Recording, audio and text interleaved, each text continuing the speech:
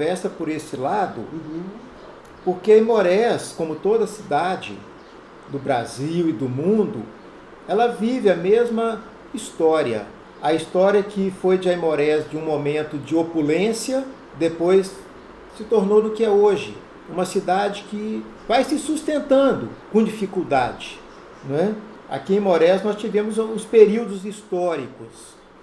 Era o período das lavras de diamante e de ouro. Aqui Moraes? Aimorés, né? Não de diamante, né? Mas foi um corredor para tá. chegar a Diamantina também, Sim, sim. não é? Fora da Estrada Real. Mas os bandeirantes entraram aqui em busca de ouro e de esmeralda, que era o grande sonho, não de diamantes, né? Que vai surgir depois. E encontraram quem?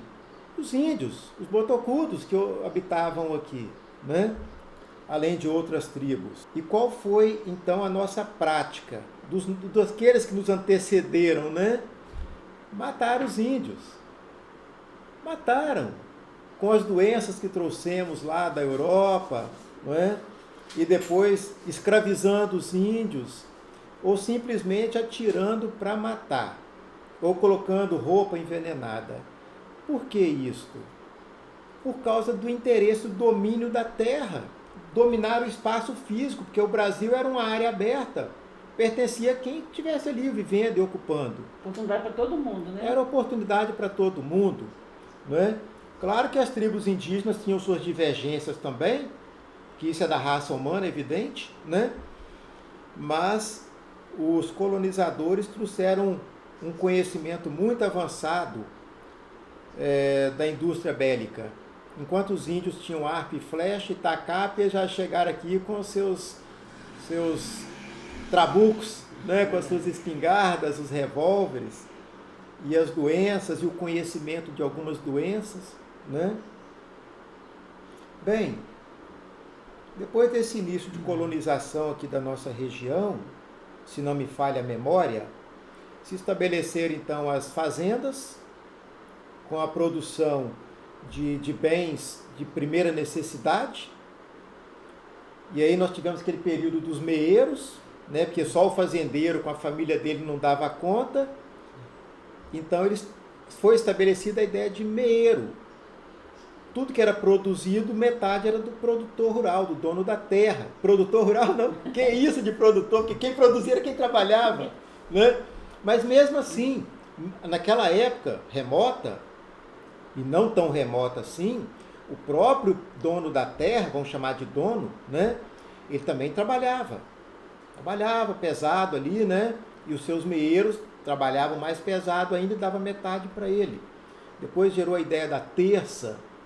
Então o fazendeiro ficava com 2/3 e quem trabalhava ficava com 1/3. Olha como é que a história veio acontecendo. História de Aimorés, né? Pois bem, não satisfeitos,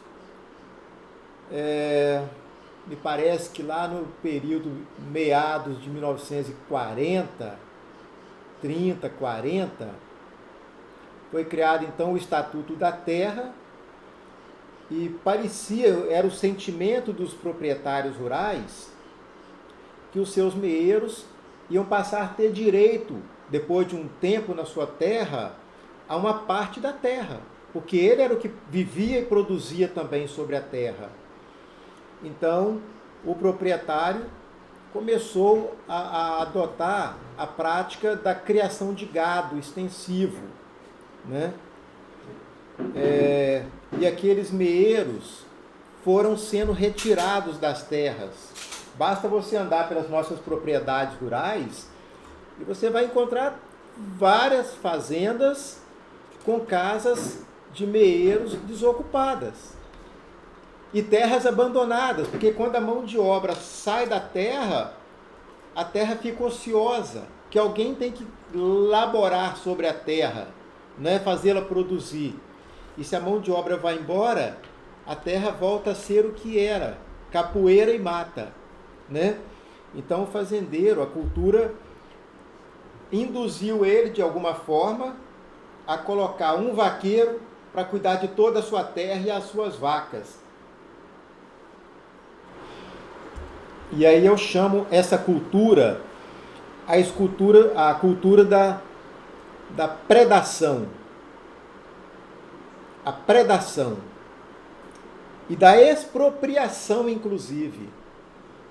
Porque como ele não cultivava a terra, não devolvia o adubo para a terra também, a terra foi enfraquecendo. Então o proprietário colocava lá 100, 200 cabeças de gado numa fazenda, e aquele gado comia o capim até chegar no chão. E foi empobrecendo a terra. E o fogo lambia o resto. Você lembra de alguma fazenda de época? Todas as fazendas aqui. Eu não quero... Não, sim. Eu não gostaria de citar um nome. Não, sim, mas eu falo, na que você está falando, você tinha acesso, né, Gil? Sim. Não, era a cultura nossa. É verdade. Né? Como não, era mais barato colocar fogo na propriedade do que pagar alguém para roçar, sim, colocava fogo. Sim. Né? Uhum. Claro que o potássio ele também é adubo, mas o resto ia tudo embora com a chuva. Né? A chuva colocava fogo, ficava cinza com o potássio, mas a chuva vinha e lavava tudo e descia para dentro do rio. Verdade. Não é isso? E trazia junto que terra, e foi assoreando o nosso rio Doce, nosso rio Manhuaçu, os nossos córregos. E esses rios, vocês talvez não vão lembrar, porque são bem mais novos. Olha, gente, mas aqui era uma fartura de peixe, de lagosta, camarão.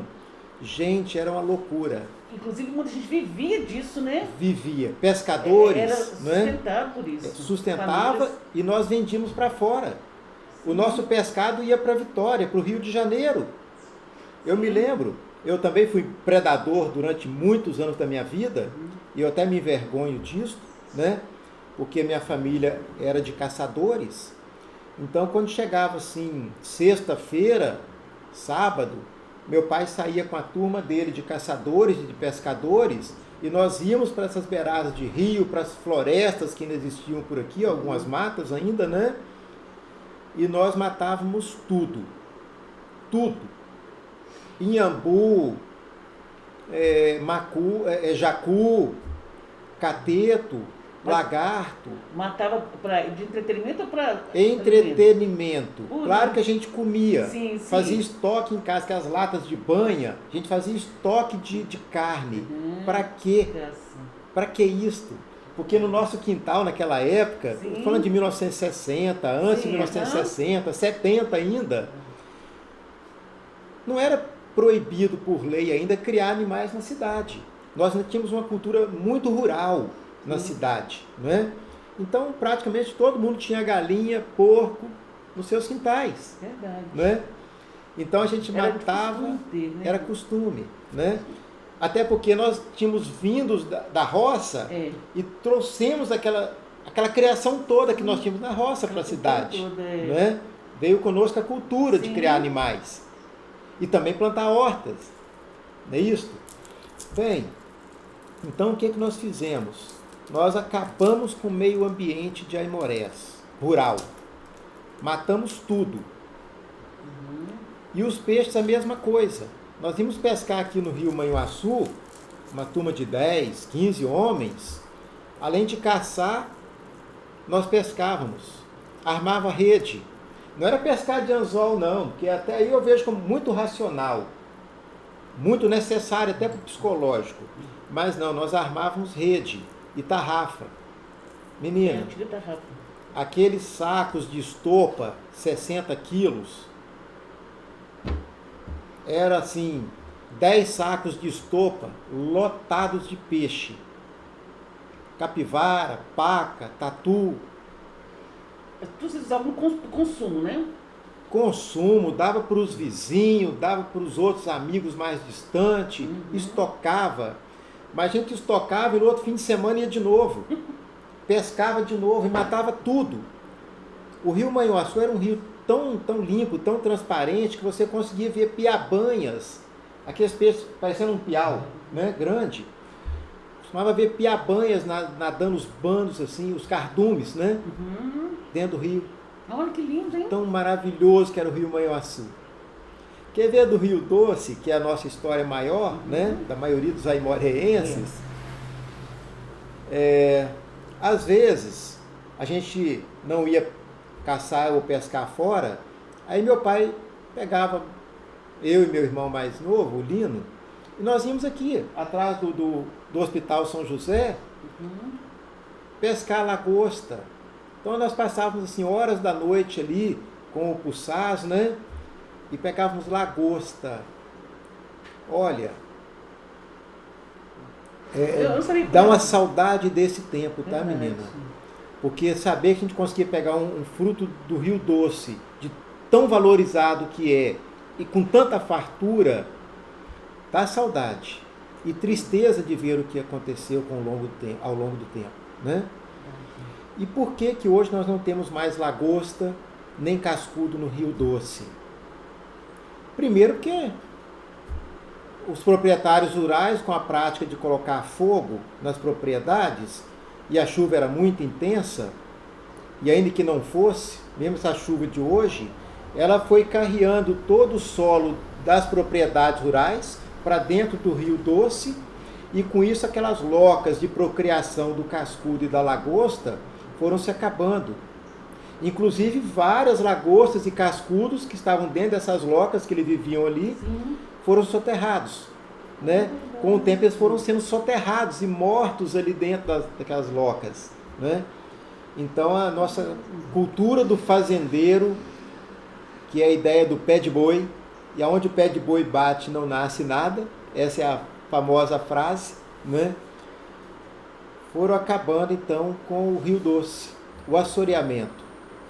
Depois vieram as fábricas aí para cima, né? Ipatinga, Usiminas, entornando toda sorte de químicos. Agora você fala que a Usiminas seria aqui, né, no caso? Toda a história, né? Seria aqui, seria em Valadares, seria em Conselheiro Pena,